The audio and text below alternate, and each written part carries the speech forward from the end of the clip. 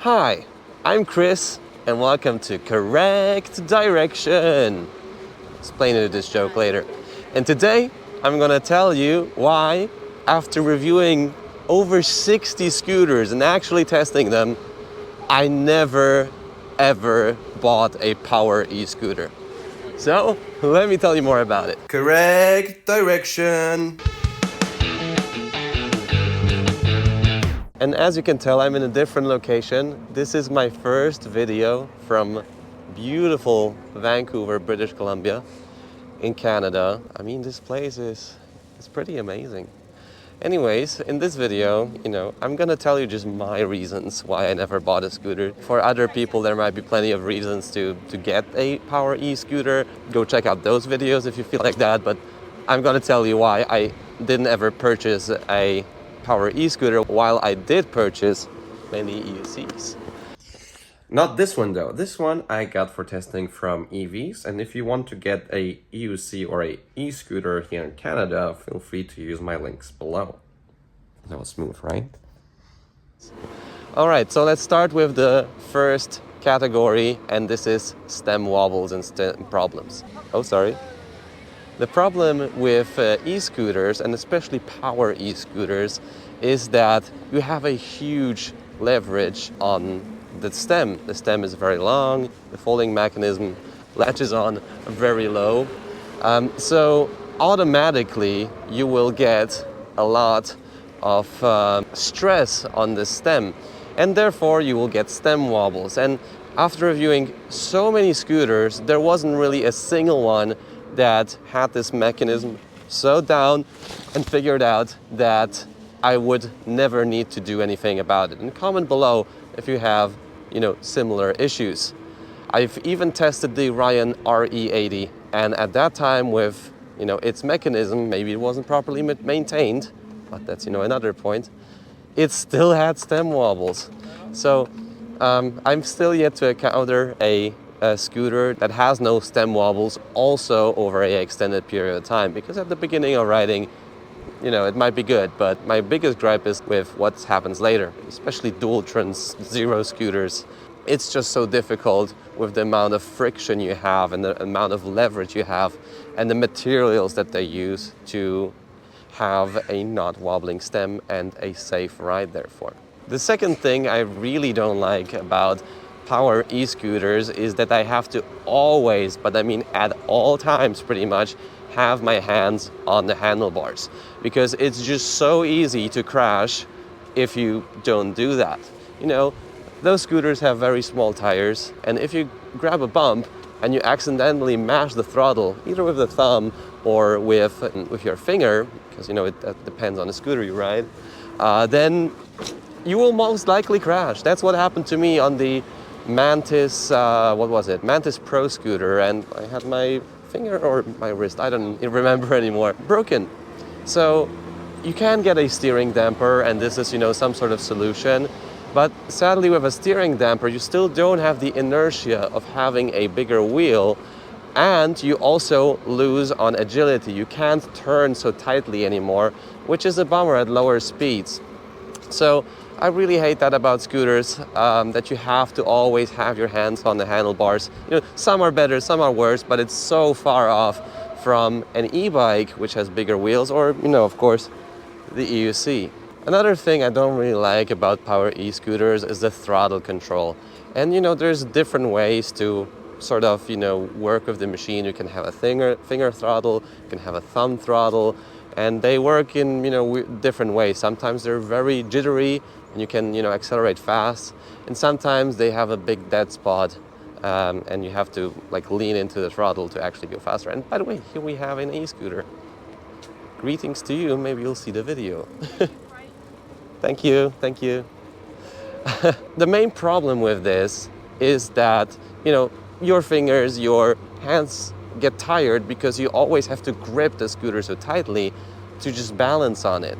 And as you accelerate, you need to lean forward, because if you exert too much pressure or stress onto the stem, you might break the stem. So if you're an experienced scooter rider, you need to lean forward just to sort of compensate for the acceleration that throws your body back.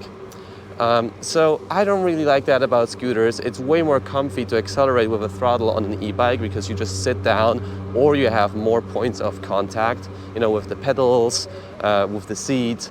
And in general, you have a position that your body's sort of more like a cat further out. And on a scooter, you're just sort of like standing, you know, you can mitigate that by standing better, you know, with using a footrest, whatever. But it never really will be as nice to ride as I think as an e-bike or an EUC. Another thing that I really don't like and what pushed me to not ever buy a electric scooter, power electric scooter, are also quality issues. Now, this is not something that is just on electric scooters. It happens in EUCs as well. It happens in e-bikes. So it's not an issue that is separated just to e-scooters. I think that's called the Lionsgate Bridge. Like, it's so picturesque here, I gotta tell you. So anyways, with the quality issues, scooters got a lot better now, but you can still fry a controller by, you know, braking too hard, by overheating it. I feel like the systems there, although better now with sine wave controllers and more, you know, computer controlled things, more software related safety programs, it got better, but you can still fry controllers. And the bigger issue here is the material quality of the forks, of the suspension, of the stem, of the clasp that holds everything together. So a scooter just had a fork broken in the front, the 011X or the 010X. My friend even Jacek, his scooter, his 010X, the mechanism for the front damper broke and causing him to fall at 40 kilometers an hour. With the quality that is on those scooters, and I would say most of them, even if it gets better now, I still don't feel that comfortable riding them. God, is it like picturesque here. Wow. So anyways, another reason why I didn't ever buy a power e-scooter is that there's just so many sharp edges on them. Like if you put it in your living room, I feel like it just wants to hurt you. And several times when doing unboxings, I either, you know, kick the kickstand with my toe, I get a bruise on my, you know, hip from the stem. There's just like so many parts that expand from them that it's just easily to get hurt. You know, maybe it's just my personal preference, and you know, EUCs being just so rounded off that I pretty much never get hurt from them. But it's still a thing that bothers me, especially having to maneuver in tight spaces or leaving your power e-scooter somewhere. Another thing I don't really like about power e-scooters or like scooters in general, is that, wait, I just need to overtake here really quickly. On your left. On your left. And still on your left. Thank you. The problem with power e-scooters is that the most fun you get out of them is accelerating. And I gotta tell you, yes, accelerating is tons of fun, and it's so incredible that such a small machine can pack so much performance. But when riding slow, I just can't really get the satisfaction out of riding because, you know, the tires are small, they're never really comfortable. I'm maybe the only power e-scooter that I would like to ride slow, and what I did was the Dualtron X.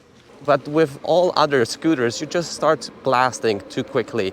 And I think that it's also, you know, quite dangerous because you just always want to ride fast. It's no fun to ride slow like I do now on the EUC here.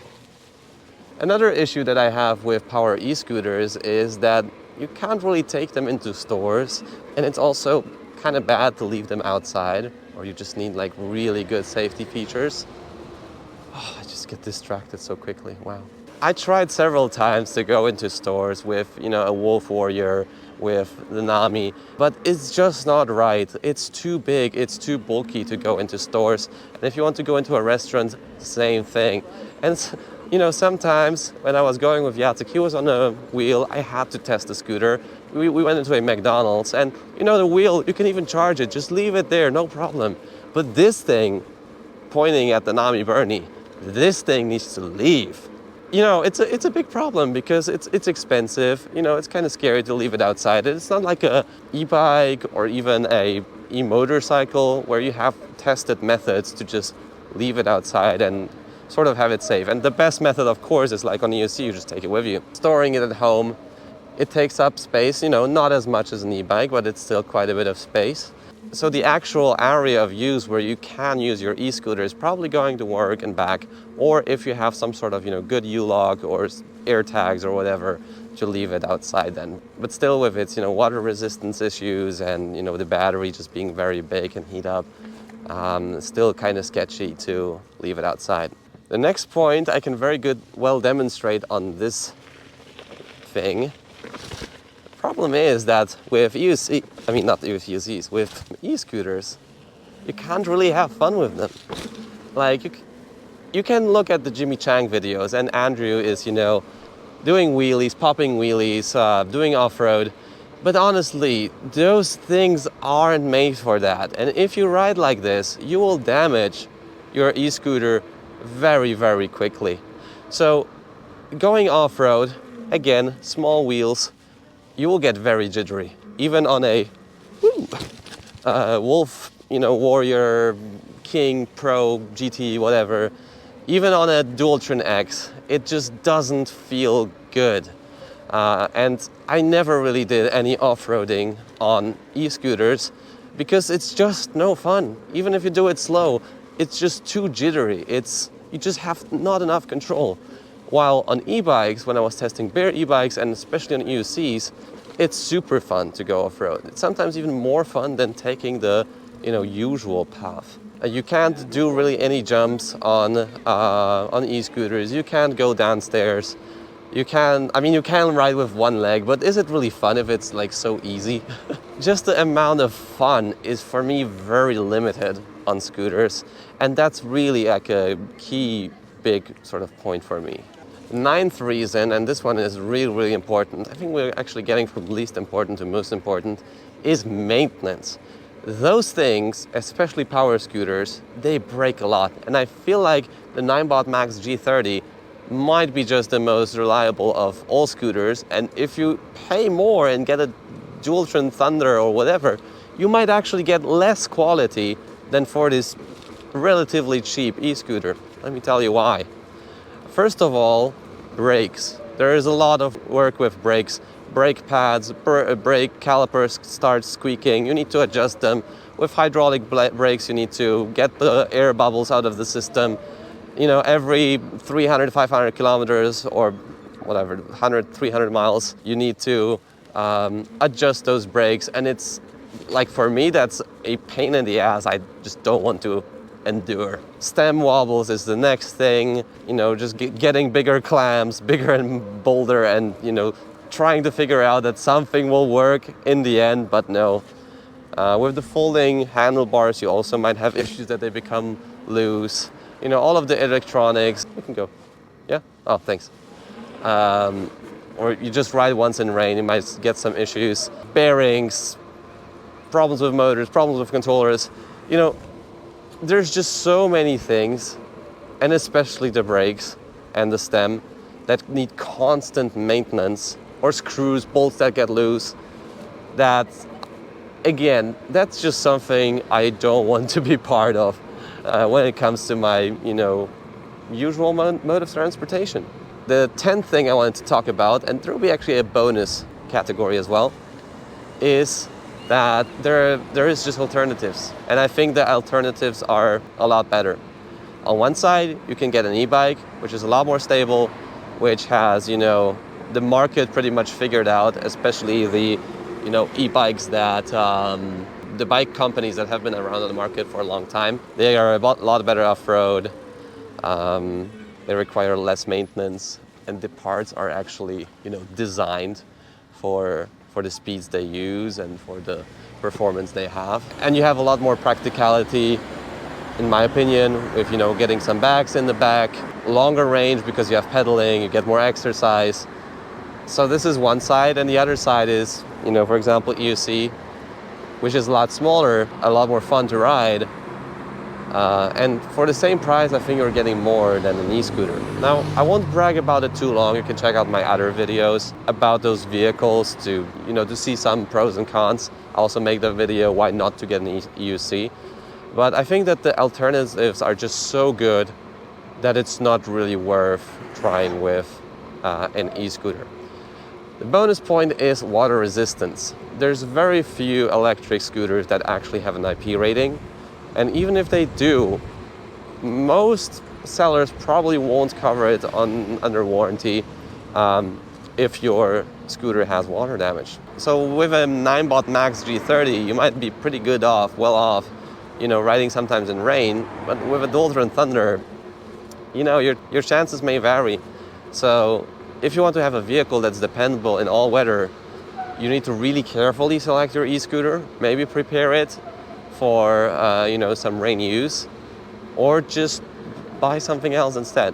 So these were my reasons why I didn't ever buy a power e-scooter. Let me know what you think about it. Comment below if those reasons are valid or not. If you found any sort of my facts resounding or not.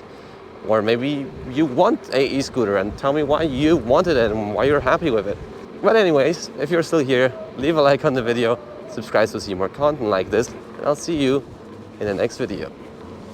Oh, and if you wanted to know why I called myself Chris in the beginning and correct direction, it's a small running joke we had with Live for EUC at Amped Electric Games, and I sort of promised her that I will do that in the video, because we were just like joking that I'm not Adam, I'm Chris, for whatever reason. Just found it funny. So I did it. There you go. Very small explanation. Take care, guys.